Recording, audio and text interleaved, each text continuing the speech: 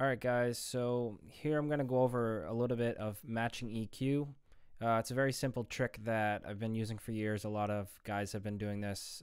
It's great to just reference your tracks when you're on the final stage before you want to ship the master out to the labels. It might be a little bit of a tweak to the final master sound that could make a subtle difference, but it could be very effective. So I'm just going to go through it quickly, what it is and how to do it. If you guys already know how to do this, then keep doing what you already know and move on and continue what you're doing. But if you guys aren't familiar with this, please feel free to check it out. So basically all I have here, you can see I have two stems, full songs. The bottom one here is my original called Can We, that came out on 03. And the top one is going to be the reference track that I'm using. You generally want to pick a track that's in a similar genre or has a similar vibe than your original. That way you are going to, your reference, you want it to be generally around the same sound, because when you're going to do the EQing here in a minute, you want the reading to be not too far off, because you don't want to adjust the settings. You don't want to do an overload adjustment, because then your song is going to sound totally different as far as the spectrum, and that's not what we're really trying to do here. We're trying to do a subtle EQ change to the master. So up here is Kappa's song From Here, that's also released on 03. So what I'll do is go to the master channel strip in your DAW and open up Ozone 5, 6, whatever you guys have. I'm going to use Ozone 5. Load that up. You do not need to load any preset. You want this to be completely set at default. We're going to go to the equalizer, just turn that on, and we're going to work in here. You can see 3 bands, snapshots, matching EQ bands. So we'll click on snapshots. Basically what you want to do is play the drop of each one of these songs one at a time. So you'll solo, we'll start with the reference track, you'll solo that, and I just cut the clip right to the drop, the main part. That's what we want to reference at the moment. So basically what I'll do is play the drop for, say, about 8 bars, just so the EQ can really get a snapshot of the main parts of the drop and get it as exactly accurate and to the best we can. So what we'll do is play that out right now, and when you're playing it, you want to hit Start Capture right here, and we'll play it for about 8 bars.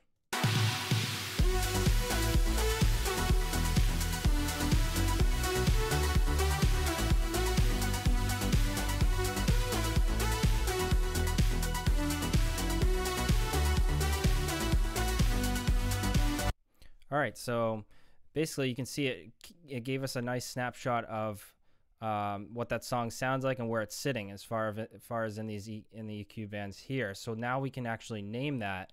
We'll just name that the reference track. You guys can switch the color if you want, customize it, whatever you want to do there.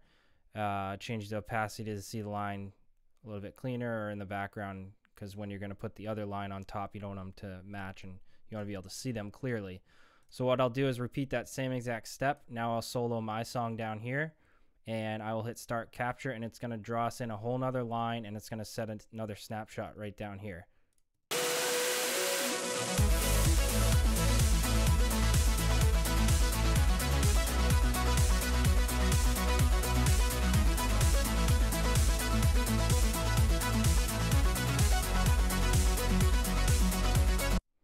All right, so perfect. Now we have 2 snapshots. You can see that mine's the yellow and the reference is the purple one.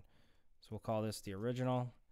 But like I said, you can adjust the opacity to try to get a better understanding of where yours is, or vice versa to try to see the line.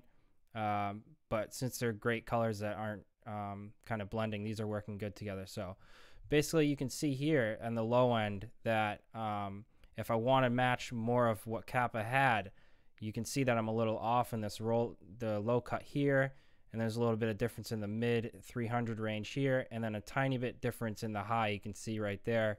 Nothing that's going to be too crazy to the ear. When I match these up and change them, it's not going to be a huge difference. It's going to be very subtle, but sometimes if your mix and master is a little bit different and a little bit off, sometimes you'll get a very big difference, and doing this matching stuff can completely kind of correct.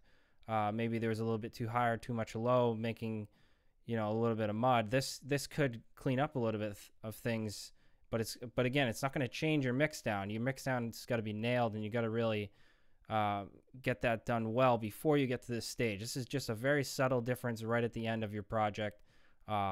So don't expect this to change the sound. This is just a very little change. So after you check these out, you'll just want to go over to matching, and you can see down here we have reference and original. Isotope added those in after we took the snapshots and the colors, and now you have reference and apply too. Basically what you want to do is take the reference file, the purple one, and we want to apply that spectrum, that reading, down to the original one. And then once you click those, you're going to click match, and you can see the whole line just moved to the appropriate settings of Kappa's song. Now you can change the amount and smoothness. Now the amount you don't want to go too crazy with. You do not want to do something like this. That'll completely change everything and create a complete mess. What you want to do is keep it very subtle, smooth. I don't recommend doing anything like this. You're seeing that it's not done right. You want smooth and subtle changes. So we can see here, basically it's boosting my song this amount in the 30 to 50 range, and it's also boosting my highs. You're not going to hear too much of this. This is pushing it towards the 20K range. It's not going to be really noticeable, but you can see this little notch in the 3 to 400 range that could make a difference in the mid warmth of my song. But again, you're not going to hear a huge difference. This is very, very subtle, and let's play it with this little change and see if we can hear anything.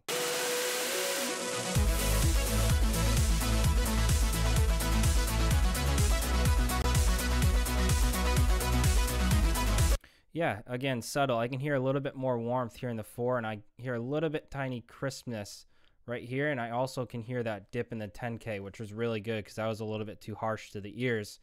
So that was a good little change there. So basically that's it. You can then save your setting if you want. You can save these out as a set if you want to reference those back later. But again, very cool tip and trick. If you guys didn't know about it, try it out. It could make a subtle change to your song. Again, do this right before your main export, right before you want to ship it off and be done with it. But again, definitely try to nail your mix down before you get to this step. This is not going to change your sound. This is just going to benefit you a tiny bit on certain changes in the EQ bands. So I hope that helped. Feel free to ask any questions if you guys want, and we'll see you guys next time. Thanks.